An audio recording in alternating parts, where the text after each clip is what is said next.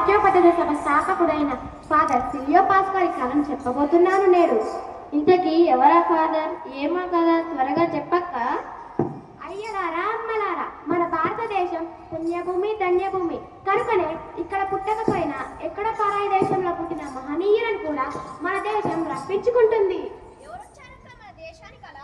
ఇటలీలోని క్రెమోనా పట్టణ సమీపంలో పిచినెంగో గ్రామంలో దైవభక్తి గల రైతు కుటుంబంలో జన్మించిన మన పాస్కాలి వారు మన దేశం వచ్చి వారి అమూల్య సేవలను మనకు అందించడం మన అదృష్టం. ఆహా, ఆయన గురించి కాస్త వివరంగా చెప్తావా అక్క? చెప్తాను వినండి. ఆయన శ్రీసభకు గొప్ప అపోస్తలుడు. పువ్వు పుట్టగానే పరిమళించినట్టు మన పాస్కాలి వారికి చిన్నతనం నుండే దైవ భక్తి ఎక్కువ. బాల్యంలో ఎక్కువ సమయం లోయత్త మాత పుణ్యక్షేత్రంలోనే గడిపేవారు. అందరూ ఈ బాలుని మరియు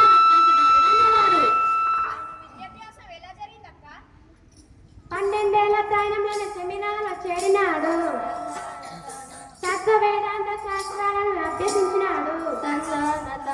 అందరి చేత ఆదర్శ విద్యార్థి అని పొగడబడినాడు. చదువుల్లో రాణించి బంగారు పథకం పొందినాడు. ఇంకా అలా అంచెలంచెలుగా ఎదుగుతూ 1887 సెప్టెంబర్ 17న గురువుగారు అభిషేకం పొందాడు. ఆ తర్వాత దేశిక సేవపై బలమైన కోరిక కలిగింది. అప్పుడు ఏం చేశాడక్క? దేవుని పిలిపే వినేనురా, ఆటంకాలను జయించరా, మిలానుకు బయలుదేరరా, పియ్యన్ని కుటుంబంలోకి రా, సంతోషంతో అడవిడనురా, దినరా సోదర ఈ మహనీయుని మహాభాగ్య గదనిపుడు. దానికి ఆయన భారతదేశానికి ఎప్పుడొచ్చారక్క? 1897 అక్టోబర్ 18న మన భారతదేశంలోకి అడుగుపెట్టారు పాస్కాలి వారు. ఒక గురువుగా క్రీస్తు ప్రేమానుసార సామ్రాజ్యాన్ని విస్తరింపజేయాలని ఎంతగానో కాంక్షించాడు. దానికోసం ఏం చేశాడక్క ఆయన? యేసును అనుసరించే నిజమైన మిషనరీగా ఆకలితో అలమటించే అనాథలను, కలరా రోగులను, కుష్ఠ రోగులను చేరదీసి ఆదరించాడు. అదే చెప్పబోతున్నాను, అప్పుడే పట్టది అసలైన మేలురాయి. అవునా, అదేమిటి, ఎలా జరిగింది? పాస్కాలి వారు దైవ ఆదేశంతో అప్పటి నల్గొండ జిల్లా మఠంపల్లికి వచ్చారు. అక్కడే తొలి విచారణ గురువుగా నియమితులయ్యారు.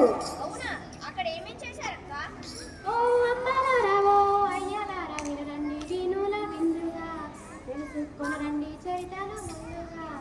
మానవ సేవే మాధవ సేవ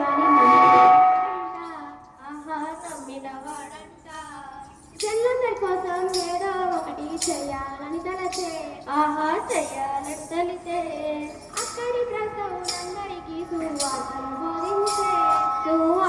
బోధించే, సేవను పంచే సంస్థకు శ్రీకారం చుట్టే.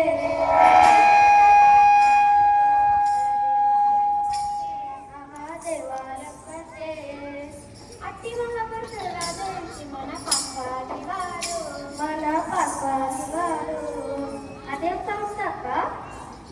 ఎన్నో ఉపదేశ శిక్షణ కేంద్రాలను స్థాపించినప్పటికీ ఇంకా ఏదో చేయాలని తపన మన పాస్కాలి వారికి నిరంతరం ఉండేది. ఆ తపనే పునీత అన్నమ్మ గారి సత్యోపదేశ సభ స్థాపనకు పునాది వేసింది. వచ్చి ఇద్దరు బాలికలు పాస్కాలి వారిని కలిసరా, సేవాతాలు కలిసరా, అతిథిని మౌజురా, బలానంటి పాయ్ తమ్ముడా, సైన్యులు బలావై తండారా, దొరికిన ఆ సభ ఏ విధంగా సేవలు అందిస్తుందక్క? పాస్కాలి వారి ప్రేరణతో అన్నమ్మ గారి మన సంస్థలో కన్యాస్త్రీల సంఖ్య పెరిగింది. వారు ఎన్నో పాఠశాలలు, కళాశాలలు, వైద్యశాలలు, వృద్ధాశ్రమాలను నెలకొల్పి ఎందరికో ఉపాధి కల్పిస్తున్నారు.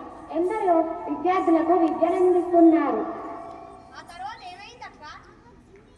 ఈ విధంగా ఎన్నో సేవ కార్యక్రమాలను నిర్వహించిన మహనీయుడు 1924 జూలై 7వ తేదీన ప్రశాంతంగా ప్రభు సన్నిధికి చేరుకున్నారు.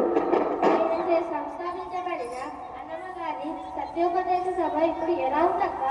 దైవ ఆదేశానుసారం పాస్కాలి వారి పవిత్ర ఆశయం నుండి ఉద్భవించిన సంస్థ క్రమక్రమంగా అంచెలంచెలుగా